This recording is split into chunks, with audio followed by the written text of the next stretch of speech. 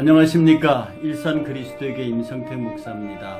찬양과 말씀과 기도로 잠드는 28일 저녁 기도회, 목자가 읽어주는 에베소서 5장. 우리 찬양 한 곡 들으시고 이어서 오늘 말씀을 가지고 함께 묵상해보고 평안한 저녁 누리는 시간 갖도록 하겠습니다. 조금 이따 뵙겠습니다.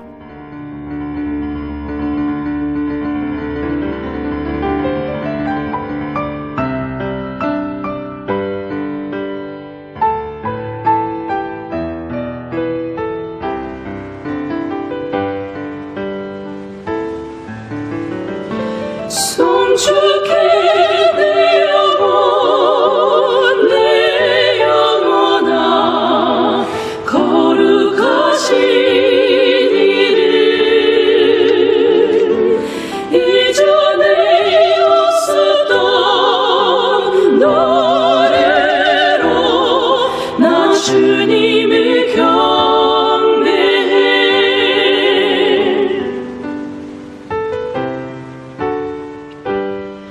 해가 뜨는 새 아침 밝았네.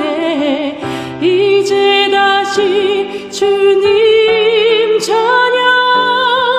무슨 일이나 어떤 일이 내게 놓여도 저녁이 올 때 나는 노래해.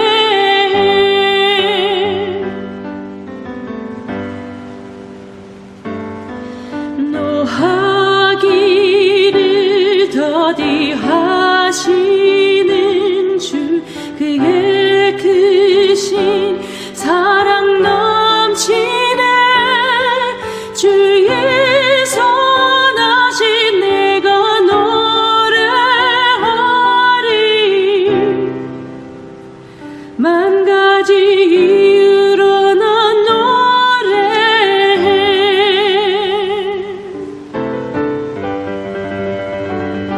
Bless the Lord, oh my soul, oh my soul, worship His holy name.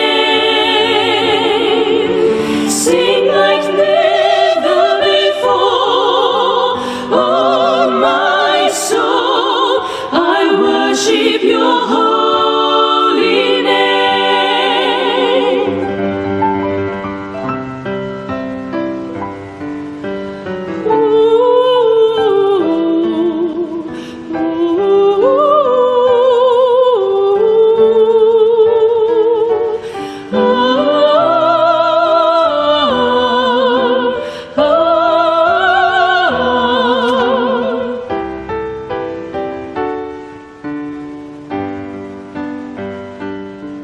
곧 그날에 나의 힘 다하고 나의 삶의 여정 마칠 때 끝없는 찬양 드리리라. 수많은 세월 지나 영원히 주를 찬양, 주를 찬양, 주를 내 영혼아 거룩하신 찬양. 주를 내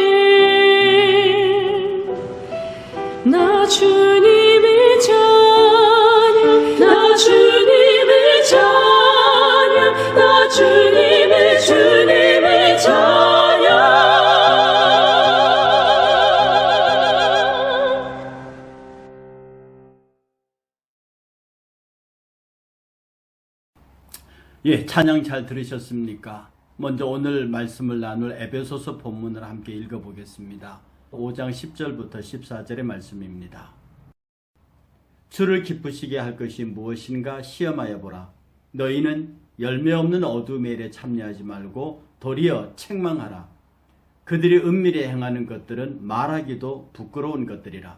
그러나 책망을 받는 모든 것은 빛으로 말미암아 드러나나니 드러나는 것마다 빛이니라. 그러므로 이르기를 잠자는 자여 깨어서 죽은 자들 가운데서 일어나라. 그리스도께서 너에게 비추이시리라 하셨느니라. 예, 오늘 이 말씀을 가지고 함께 묵상하고 말씀을 나누겠는데요. 주를 기쁘시게 할 것이 무엇인가 시험하여 보라 라고 하는 말씀은요, 그리스도인들이 하나님을 기쁘시게 하기 위해서 구체적으로 어떻게 살아야 하는가를 알아보라는 의미입니다.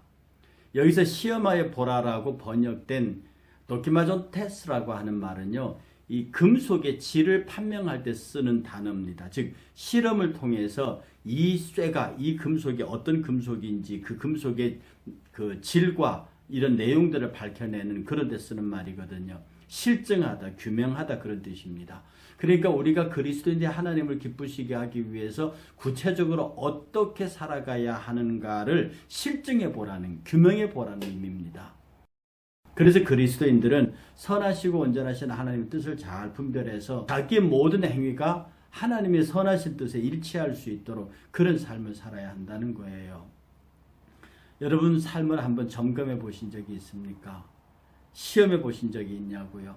하루하루를 살기도 바쁜데 그런 거 하라고 하면 짜증을 내시겠지만 우리의 삶 속에서 우리의 생활을 한 번씩 돌아보는 것은, 점검해 보는 것, 더 나아가서 검증해 보는 것은 굉장히 중요한 믿음의 진보를 가져오는 요인이 됩니다. 11절에 너희는 열매 없는 어두움의 일에 참여하지 말고 도리어 책망하라. 열매 없는 어두움의 일에 참여하지 말고 도로 책망하라. 이 말씀은요, 빛의 자녀들은 빛의 열매를 맺어야 할 뿐만 아니라 열매를 맺지 못하는 어두움에 참여하지도 말아야 한다는 뜻입니다. 세상 속에서 죄악된 어둠의 생활에 쉽게 빠져들 수 있기 때문에 그렇습니다. 빛의 자녀들은 당연히 빛의 자녀를 맺겠죠. 그런데 이 빛의 자녀들이 그 빛의 발길을 잃어버리거나 빛 자체를 잃어버리면요, 너무도 자연스럽게 어두움에 스며들어 버립니다. 빛과 어두움은 강도의 문제예요. 빛이 강하면 어두움은 자연적으로 사라지고요. 빛이 약해지면 어두움이 짙어집니다. 빛이 사라지면 완전히 깜깜하게 되죠.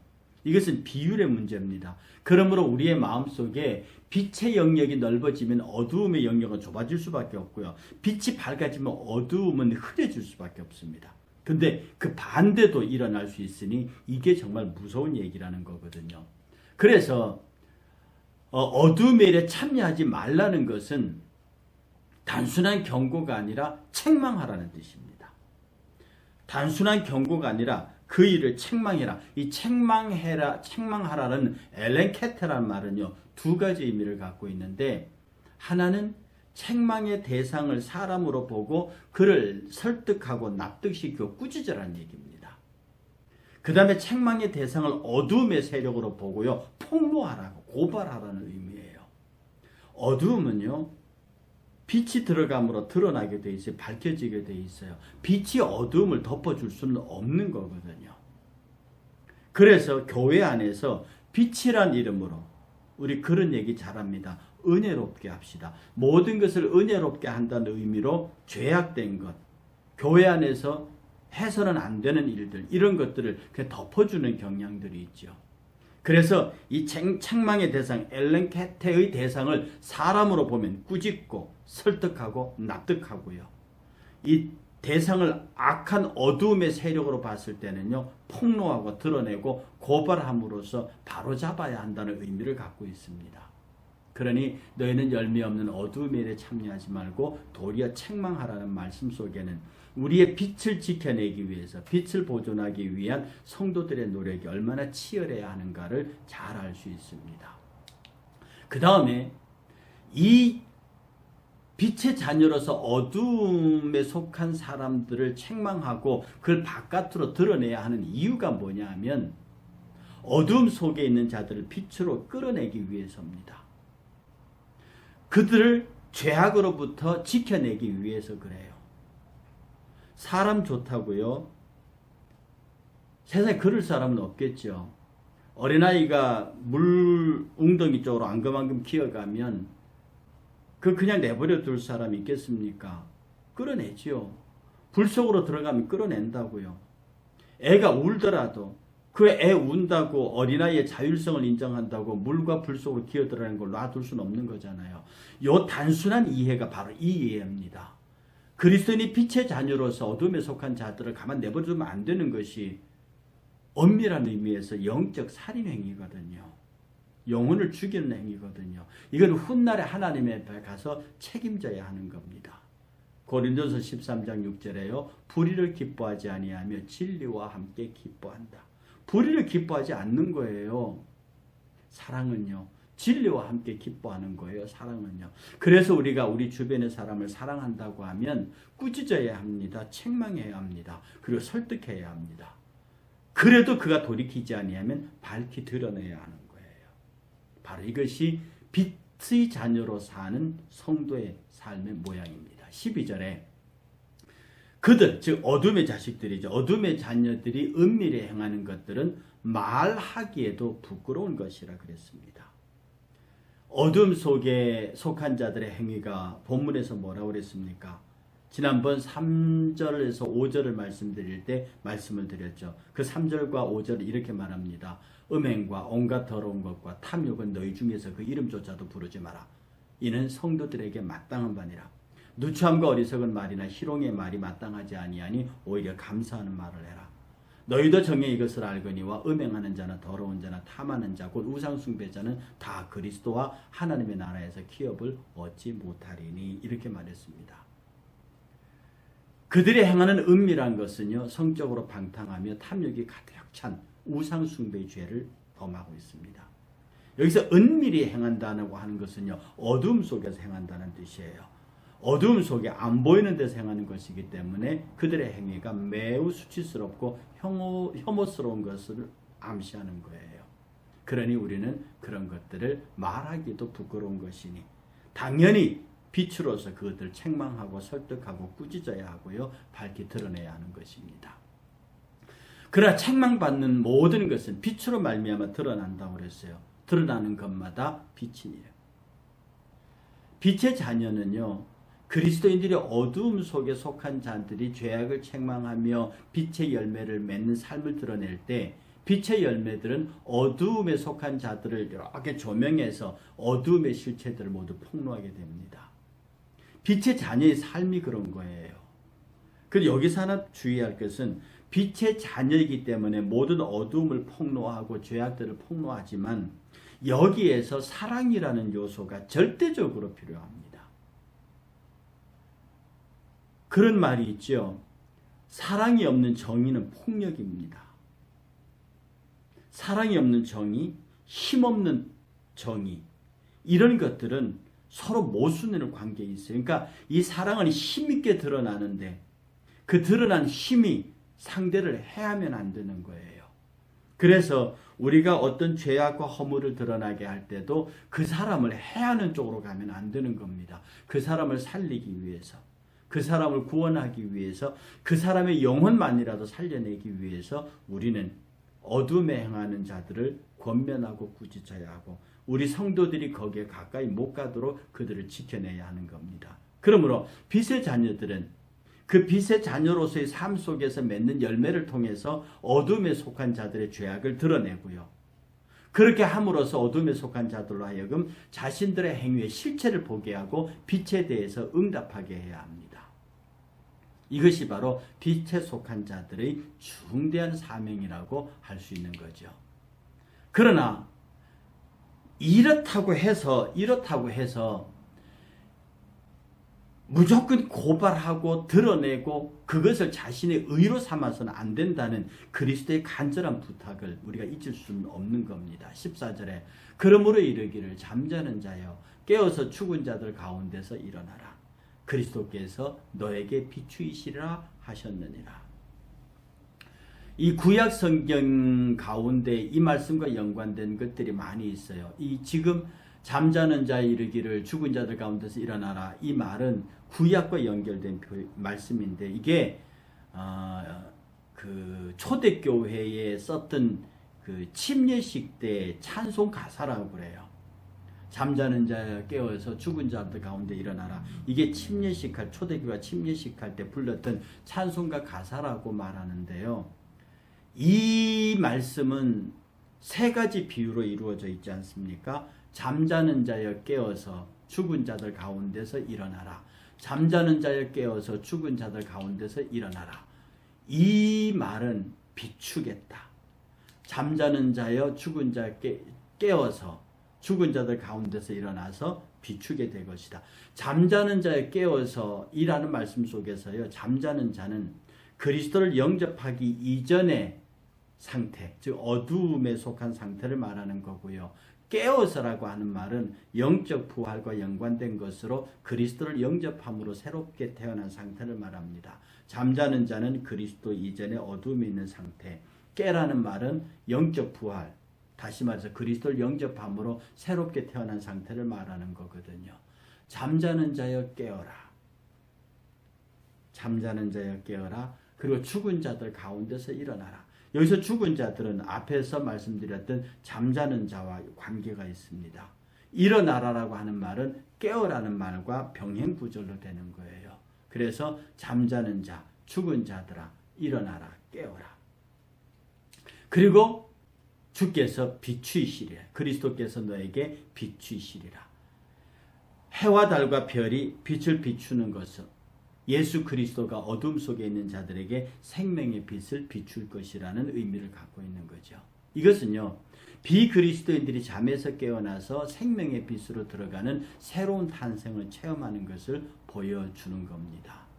그래서 이 본문은 어두움에서 빛으로 변화가 인간 자신의 힘이 아니라 그리스도의 주권적인 능력으로 말미암아 이루어지는 것을 시사하고 있는 거거든요. 정말 잠자는 자여 깨어서 죽은 자들 가운데서 일어나라. 그리스도께서 너에게 비추시리라. 이 빛의 놀라운 사역, 이런 일들이 저와 여러분 가운데 일어나야 하는데, 이것을 감당하지 못하면 우리가 빛으로서의 삶을 사는데 굉장히 어려움을 겪을 수 있습니다.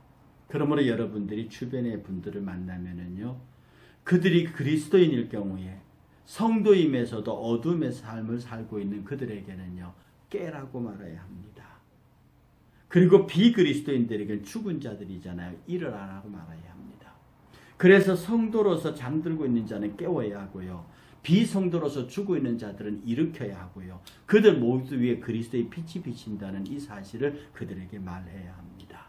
저와 여러분들이 이 빛된 삶 가운데서 주님 앞에 밝은 삶을 살아가는 복된 우리가 되시기를 주의 이름으로 축복합니다. 함께 기도하시겠습니다. 거룩하신 하나님, 주를 기쁘시게 할 것이 무엇인지를 주의 깊게 살펴 열매 없는 어두움의 일에 참여하지 않게 하시고 오히려 그런 것을 책망할 수 있는 지혜와 능력을 주옵소서.